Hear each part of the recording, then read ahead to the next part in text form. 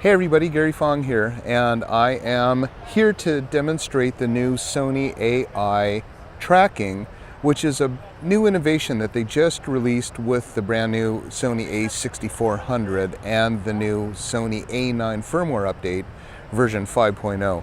Now, this type of tracking is a brand new nomenclature which integrates what used to be different functions. We used to have subject tracking, we used to have eye autofocus, and they were kind of different. So you would turn on eye autofocus while you were doing actual portraiture because the continuous autofocus wasn't really fast enough to keep up with anything that was moving very quickly. Well, that's all changed now because the technology has gotten so much better and the data moves faster, so that now we can actually take the image and look for the eyeball first. So first, under AI tracking, it looks for the eyeball. If it can't find the eyeball, it'll find the face. If it can't find the face, then it'll find the subject, but in any way, it will track.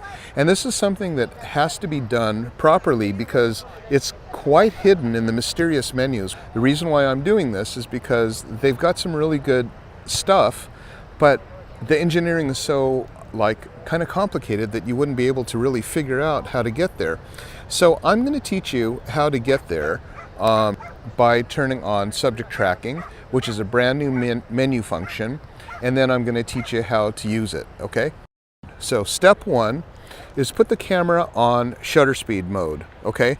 That is important because we want to freeze the action. So right now I've got it on 2500. I can go all the way up to 4000. That might be a little bit of overkill here. Let's just go down to say 3200th of a second, okay? And then I'm going to make sure by hitting the function button that I am on focus area tracking expand flexible spot. Then I'm going to make sure that I'm over here on metering mode multi.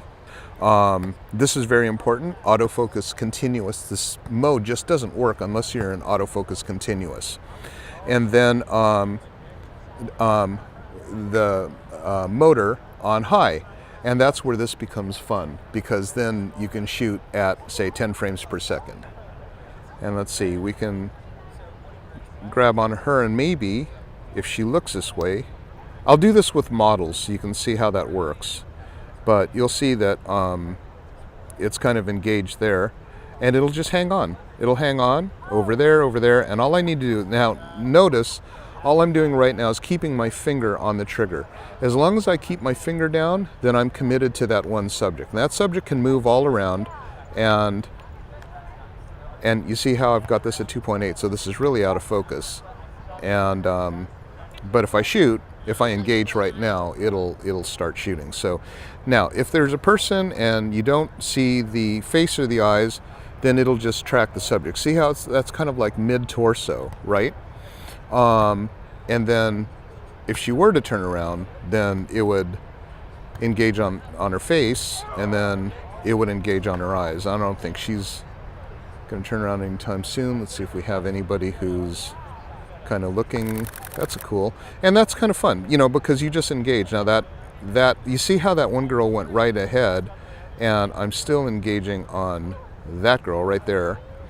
So someone walked ahead, and we lost that. Let's get one of these guys without glasses.